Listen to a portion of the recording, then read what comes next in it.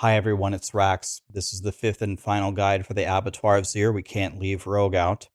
So today I'm going to go over the Twisting Blades Rogue guide written by Woody. If you guys know who he is, make sure you go throw him a follow, throw him a sub on YouTube as well. And Dioxide is also working with him on Rogue, good friend of mine. We played D3 Immortal. Oof, Immortal was a catastrophe. And of course, he's a big theory crafter for us on Diablo 4 Rogue. So shout outs to my friends there. This is going to be a little bit more of a conversation than the other build guides. I just pulled something up and just straight up told you how to do it. Here I want to talk about rogues a little bit. So Twisting Blades, Penetrating Shot, and Rapid Fire are all in A tier for the Abattoir of Zir. That might be true. They might all have an equal output. By the way, it's because of a bug. Tybalt's Will, the pants, the bonus resource applies to combo points. Okay, so you get plus 20 combo points. So if we could only find a way to generate a bajillion combo points and get all those and detonate them, then we hit for a billion damage, right? And we do that with Condemnation. So all the rogue builds are going to take Condemnation. They're all going to take Tybalt's Will. If the bug's in the game, we're going to use it, and Blizzard even encouraged using it for the Abattoir. So that's what we have here. Now, my rogue in-game is built for Penetrating Shot, and that's probably what I'm going to play if I get to it. I got a lot of classes that I got to play and level up a lot of glyphs. But I want to explain to you why I would advise you to play Twisting Blades over the other two, starting with Pen Shot. I was actually talking to Dioxide about this on my stream earlier today, and I've been looking for a nice way to say this, but you and I are good friends, right? I can just come straight out and say it. In the Abattoir of Zir, there's 10-minute time limit, and you've got to kill some really, really tough monsters that are going to hit you really, really hard and are going to have a ton of HP. And I think that 99% of people, no matter how much they play the game, have no chance of playing this build correctly for 10 straight minutes. And this build, if you don't play it correctly, you do pretty much no damage. And if you don't play it correctly, you can easily die, probably much easier than any other class. So this is the main problem with Penetrating Shot. So just to give you a high-level glimpse of why this is difficult, and I have a 100 Penetrating Shot rogue. It's rotating your imbuements. It's your close quarters combat power, where you've got to get real close with marksman and cutthroat skills to activate your bonus. The current damage increase is 173%. If you don't have this up, you don't do any damage. And being able to keep this up all the time with what is supposed to be a ranged build is a nightmare. Not only is it a nightmare to actually pull off, but even if you pull it off, you're constantly voluntarily putting yourself in danger on one of the squishiest classes. And on top of that, you have to correctly weave in your punctures for your Condemnation to trigger the bug damage from Tybalt's to even compete with the other classes. If you didn't have this, then rogues would probably get last. I think they would lose to like the Bone Spear Necro, for example, if they didn't have this bug. Then on top of that, if all of that wasn't enough, then you have to constantly be making the decisions about whether are you going to actually shoot Penetrating Shot or are you going to shoot Rapid Fire.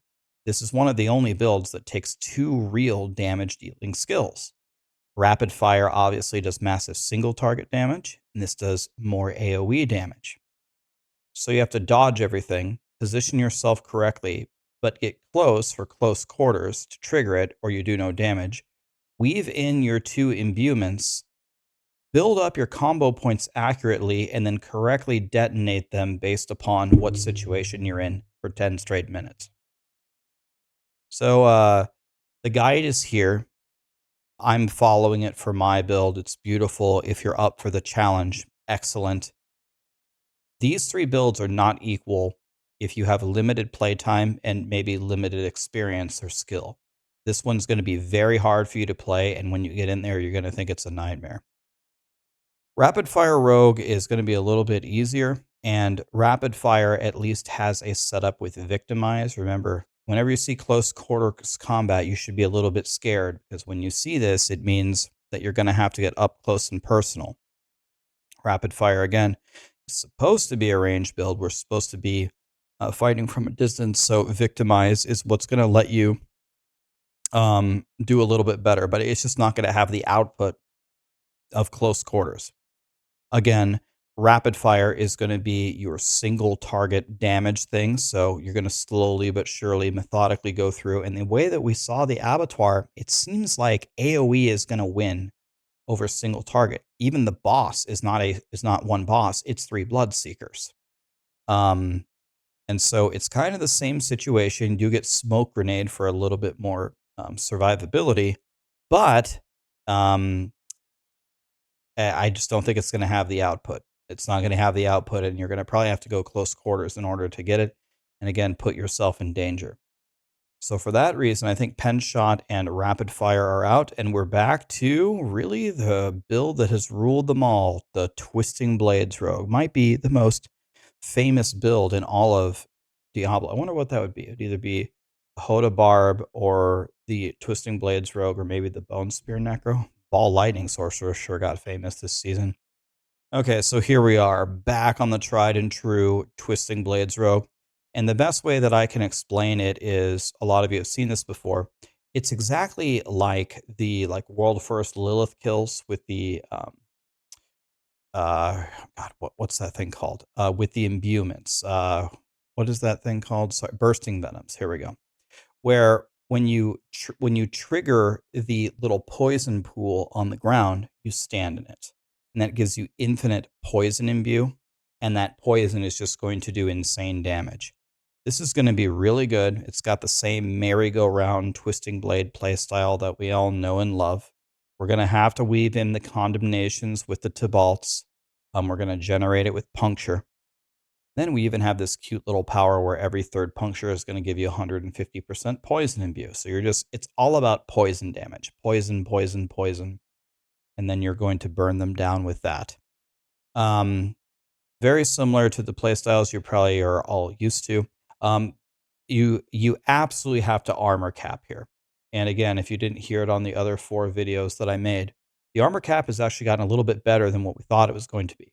Thought the monster cap is going to be 179. It's ending up like it's going to be like 160 instead. Blizzard said they were going to focus on the monster HP going up rather than them just one-shotting you, which I think is a better way to design the game. So that means you're going to need like 13,500 armor, and you must get there. So when you're hitting the training dummy in town on your rogue with disobedience, if you have it on, if you can't get there, you need to either find a way to get the rolls on here, 29% total armor, 29% total armor on the amulet, throw on an iron skin elixir. You can't craft these, but you would have found them doing hell tides all season. Hopefully you save them. And then you can take all of those, and as long as you're at 13.5-ish, by stacking your disobedience, then you're going to be perfectly fine. So Woody here in this setup has built in a lot of defense. So first of all, you have Smoke Grenade, which is going to daze enemies. And I think you took a Smoke Grenade power as well. When you take a damage from surrounding enemies, you drop a Smoke Grenade and dodge the next 7 attacks. So that's very nice, a good way to survive. And then you also have Concealment, which just lets you vanish. Makes you unstoppable, and also lets you regenerate your energy. And also keep in mind that evading through the enemies is also going to help you regenerate your energy with Tibalt. So, and then we're going to take X-Falls for another dot. And then, of course, if you have the Uber Uniques, you can slide in a Shaco and a Doombringer. I have a Doombringer. I am definitely considering swapping to this because this might be a lot of fun to play. But I think this is going to be a lot more straightforward. You run in there, you apply your Twisting Blades, you apply your Poison Imbue. Wherever the Poison Puddle falls, you stand in it, and you're just going to start doing all this dot damage, this poison damage, this X-Fall damage. Probably going to be explosions everywhere. And I think this is going to be the highest output for you if you can survive, which is why we got Smoke Grenade and Concealment to stay alive here. So a lot of the things that you would see in a lot of other builds, Metamorphosis, of course, this always goes with Tibalts. Undying is going to keep you alive. Prey on the Weak, this has been discovered to be additive damage. I did a massive test with this because Moxie made a video, so then everyone started testing it. Moxie came to my stream. I started hitting the dummy for an hour.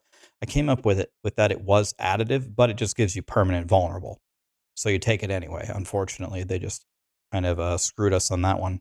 Ravenous for the attack speed, and then the Flowering Veins, all you do is damages over time. And this is also important why it's to have the vampiric curses up from Metamorphosis. So this is an excellent, excellent synergy of vampire powers. It's really doing a lot for rogues.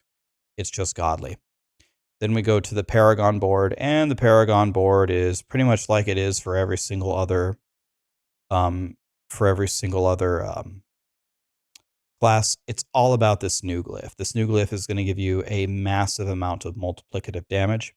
And when it's fully maxed out, it's going to have a radius of 5, which means you pretty much have to take the board that it's in and just fill the whole thing up, which is why you only get 5 boards and you only have a little pit stop in each board and can barely take anything. And so there's a slider down here. Make sure that you see this where when you have your tier level 1, it'll show you this setup. And then finally, when you get it to 50, when it gets its final radius, you have it down there. Should have shown that in the other videos, but too late now. And this is why I would play this. First of all, the playstyle is easier. Go in there, Twisting Blades, cast Poison Imbue, use your defensive cooldowns if you're in trouble, Tybalt's Will, and stand in the Poison Puddle. That's way easier than the other builds. I think it'll have a better output too. It's a lot of AoE, and it's also a lot of single target damage.